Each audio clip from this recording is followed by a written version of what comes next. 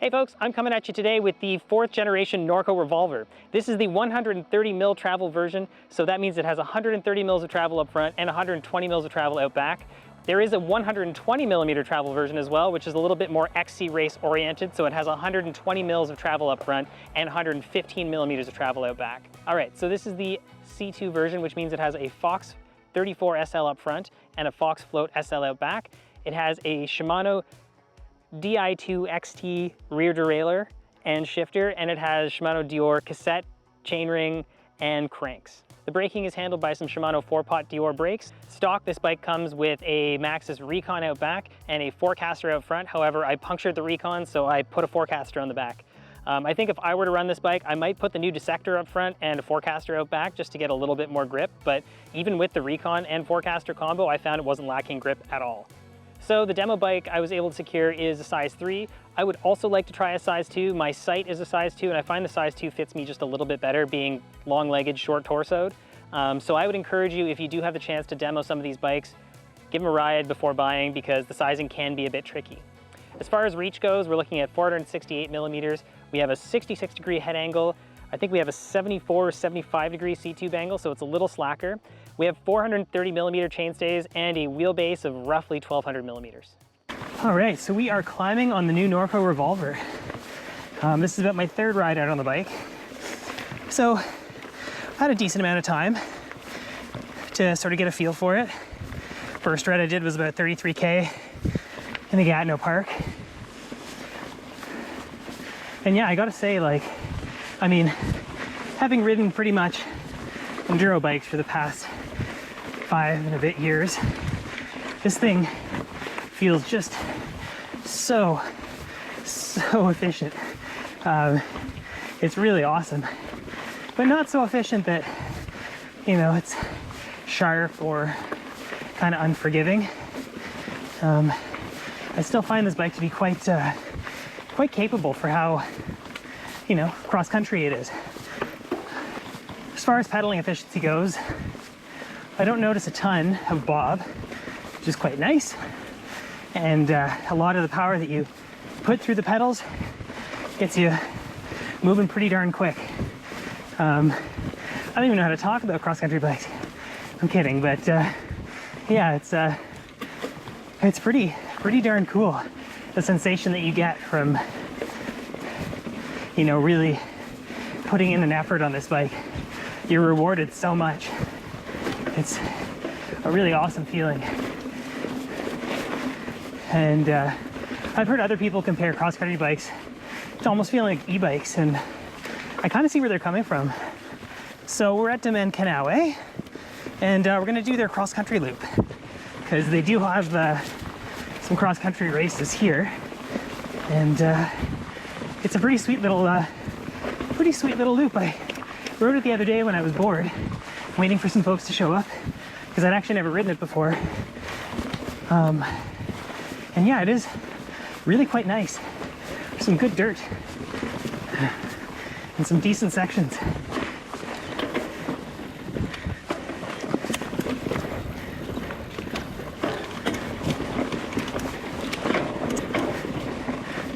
It's my first time running the new Shimano stuff.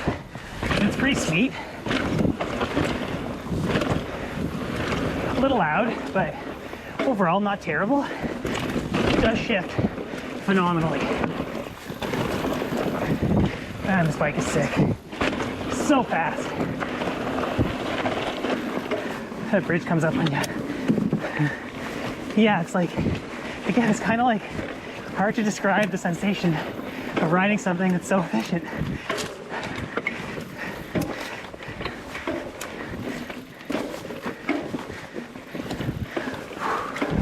See how it handles well, it's not that rowdy actually. I was gonna say rowdy descent, but we'll do the XC loop, and then we'll go do like a Mika or something.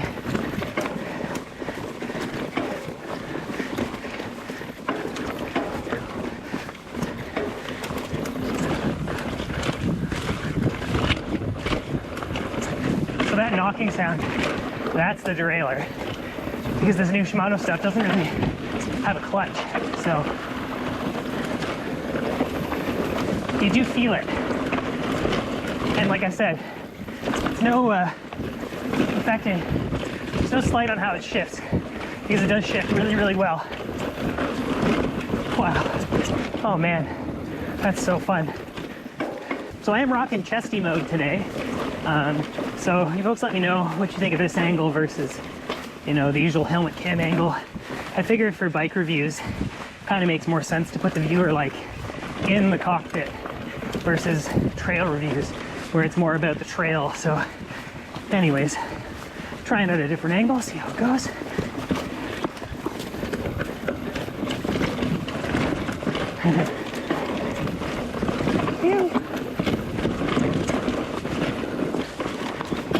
Yeah, so when you get onto these flat sections, you really start to feel the speed. It's almost like a gravel bike with suspension. But the rear suspension is really cool. Like, it provides a decent amount of grip, but it's super duper springy, which I really like. I think my favorite thing about Norco bicycles is their ride-aligned setup guide. It's super easy to use and provides you great baseline settings.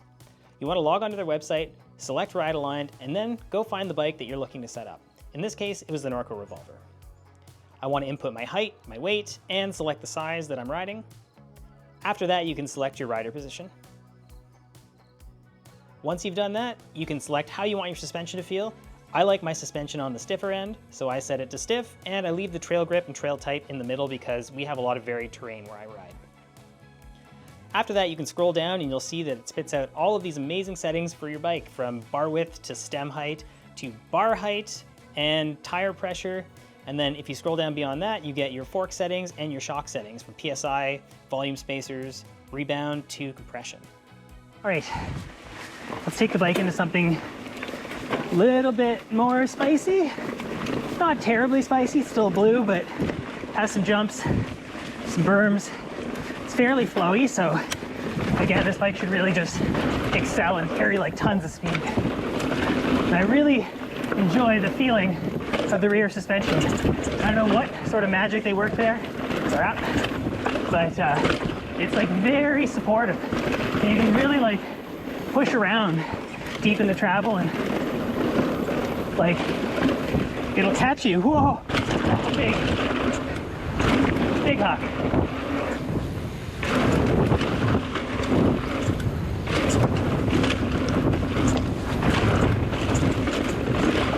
Hard to hold back because the bike feels pretty darn capable for what it is, like I was saying, but you still have to remember you've only got 120 mils of travel out back.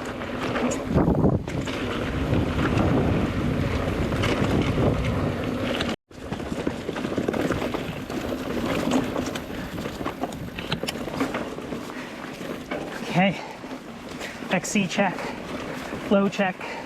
Now let's do a blue tech. This place is great for testing out bikes because everything's so close together. Woo! Oh, I pick up so much speed on this bike. It's crazy.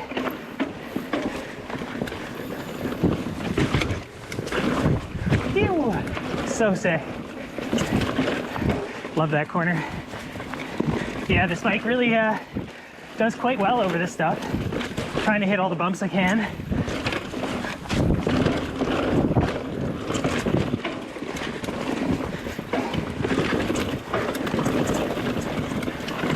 Not feeling any wallow whatsoever in the travel, which is really nice. Again, it just sort of like gently brings you into it and then lifts you out in like a really delicate but kind of efficient sense. Like berms feel really good. Try not to get a flat. These really, really light tires, like by my standards. Oh, mama, woo, sick. So unfortunately, I only have this bike for one more day. I'm gonna get a little for a little bit more filming with it, but my initial impressions are that it's really a great Eastern Canada shredder. Like, if you live anywhere from like where it's like not super hilly, like, I mean, the Gatineau Park is hilly, but compared to the West Coast, it's nothing. So You know, lots of roots and rocks and short punchy climbs with, you know, relatively quick descents. This is a really good bike. So we're going to the outer reaches of Kanawe here to go try some other trails, slightly more technical ones. Wow, what a rocket ship. It's so sick. So I think the word I was after for the rear end is like the progressivity. It's not like springy, but it's like very supportive and really likes to be pushed into. You know what, let's go ride something steep. Because, you know, not that the bike isn't intended for this, but, you know, it kind of falls into where the previous generation Optic did. A sprightly trail bike. I have to say this is like completely different, but it's similar in some ways. The steeps. 66.5-degree head angle, or sorry, 66 degree on this one. On the more cross-country oriented one, it's actually less. Or more, sorry, 66.5. Just talking gibberish while I'm trying not to die. It's great. Wow. Yeah, this is really fun. Oh man, that's sick. So we're gonna do the smaller of the jump lines because there's some heavy impacts in the larger one that, well, this isn't my bike and I want whoever has it next for a demo to enjoy it. So yeah, I'm not gonna test it too hard on those. So yeah, this jump line's pretty chill, a couple gaps, a couple tables, nothing too huge. Yeah, should be a great time. We'll see how this bike handles it. I did put the suspension into the middle mode, so has a little bit more support, a little bit more compression, so that should feel good on the jumps, I think. And drops. Yeah.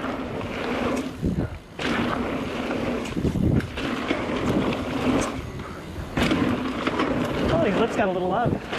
Nice.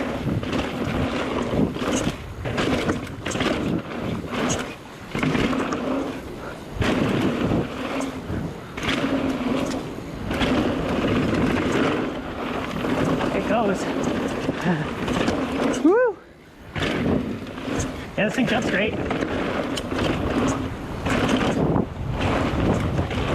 Awesome. So how does the Norco Revolver ride? Well, long story short, it is an absolute cross-country trail weapon. A bike this light and efficient really makes you want to push yourself and climb faster, ride further, ride harder. It was also really fun to sort of choose different lines on the descents, knowing that I only have, you know, a small amount of travel to work with, instead of typically just smashing through everything like I do on my site. Because of how nimble the bike was, it was really easy to sort of put the bike wherever you wanted to with almost like surgical precision. As conventional as this bike might look, the engineers have really done something super cool with the rear suspension. It's progressive and supportive without feeling harsh off the top. The way that the rear shock actuates is really smooth, so you ease into the travel, and then when it comes time to sort of unweight the bike and spring out of it, it's not like a harsh, notchy feeling. It's like very in tune with what you're doing. So as you unweight the bike will sort of gradually unweight with you, and I really like the way that felt. All right, and now for something new to the channel. I actually have an interview with Colin Ryan, who is the Senior Development Engineer at Norco Bicycles, and he is going to give me a little bit of a rundown on the secret sauce behind the suspension on the Norco Revolver. We spent a lot of time looking at the old bike geometry-wise and thinking about where we wanted to be, and then looking at some of the other bikes that have come out since the previous generation of Revolver and kind of where they're sitting geometry-wise. Yeah. But I think the geometry is probably the easier part to figure out, especially, you know, with a couple other competitors that seem to sort of figured out those contemporary XC numbers pretty well. You can kind of benchmark off them. Mm-hmm. The rear suspension definitely took a lot of our work in testing and development. And we kind of early on, I guess, debated whether we should go down the flex stay route like so many other brands have in this category, or stick with a horse link was kind of the other option that we weighed. Mm-hmm. Just being that the old Revolver was a horse link bike. the shock on the old Revolver is driven off this link that hangs off the top tube. And leverage curve wise, I find that something that's kind of difficult to work with. You end up with this curve that has quite high leverage through, say, the first half of the travel, and then ramps up quite significantly in the second half. Those types of curves that have a really inconsistent development of progression through their travel can be difficult to get that nice transition from supple off the top, supportive through mid-stroke, and good bottom-out control. You kind of can have one, but not necessarily the other. So that was one thing I wanted to improve on. And then when we started looking at, well, if we did a flex day, we could obviously shed some weight by ditching the bearings that would ordinarily be at the horse pivot. And I think for a lot of brands, that's maybe the sole motivation for going flex day. But then I started looking at different implementations of flex days that are out there and realized there's kind of two different approaches. You can design the flex day and the pivots connecting the rear triangle to the front triangle in such a way that there's essentially very little flex or change in angle between the seat stay and the chain stay. So you're trying to sort of take that flex characteristic of the rear triangle out of the equation when it comes to suspension performance. But there's a different approach where you can, by relocating the kind of link arm to front triangle pivot, you can introduce a certain amount of flex through the suspension's travel. And I thought that could be an interesting thing to kind of harness the unique characteristics of a flex day bike, because now you've got another like flexure. Basically, it's another spring in the system that you could use if tuned properly to your advantage to enhance suspension performance. And the way the flex day contributes to the overall spring rate of the bike is we've preloaded the stay, which means you may have noticed if you've had the shock out. I haven't done that yet, but I heard about this. This is what I was getting to. Yeah. What that preload is actually doing, it's in effect working like another negative spring in the system. So it's encouraging the suspension to push through that initial portion of the travel. Same as you get with some of these larger volume trail air shocks. Everybody's going to larger and larger negative volumes for the same reason. It helps with that initial sensitivity because air springs in the past will have that, what you might call a nose on the spring curve. So you have quite a steep rate through the initial portion of the travel, and that's what can kind of give them that initial harshness. And I feel like shock manufacturers have gotten really good at figuring that out when they have enough real estate to work with. So on those trail shocks, everything's kind of grown in size, you get larger negative volumes, you get nice linear curves, and you can bring that nose down. But on the XC shocks, because they're weight motivated, and also in a lot of cases packaging as well, they tend to not have as large a negative volume. And so they tend to still have some of that nose on the spring curve. So by preloading the stay, we can add another negative spring into the system to work in tandem with that XC shock to bring that nose of the spring curve down. So that's one thing that I think is contributing to that sort of initial sensitivity that you were sort of surprised by. I think the other interesting thing to talk about on the rear suspension is what we've done with the shock tunes on this bike. We do this on all of our bikes. We work with our suspension suppliers, whether it's Fox or Rock shocks on some of the high-end stuff, but even on some of our lower price point trail bikes where we're speccing a different manufacturer, we'll still work with them on a custom tune for each bike. Those XC shocks, what I really didn't want to do was rely on firm low-speed compression to give it a good pedaling platform and make it feel efficient.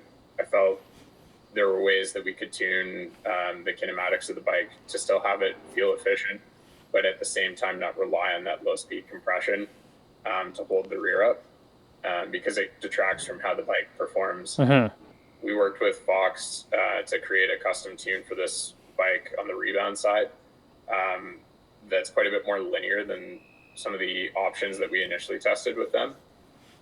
So through testing shocks on our dyno, we kind of noticed that at higher rebound shaft speeds, the damping rate would sort of fall off. It wouldn't maintain this, sort of consistent damping rate through to higher shaft speeds.